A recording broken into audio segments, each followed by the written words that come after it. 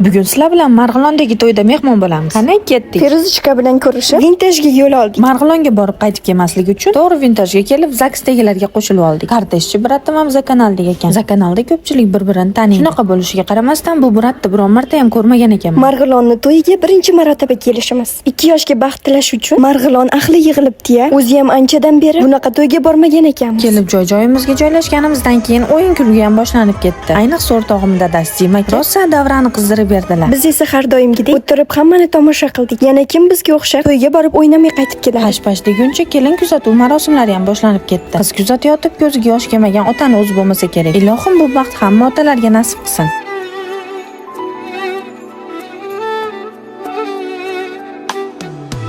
Ay bor qizim, omon bor qizim, yangi uying tomon bor qizim. 2 yoshga oq fotiha berilgandan keyin Marg'ilondan Quvasoyga yo'lga chiqdik. Bu arada fruktovoy marojnilarni yeb to'yxonaga yetib oldik. Fruktovoy marojni meni eng sevimli marojnim. To'yxonada bizni oq poyandozlar bilan kutib oldi. Shu bilan yuz ochdi marosimi boshlanib ketdi.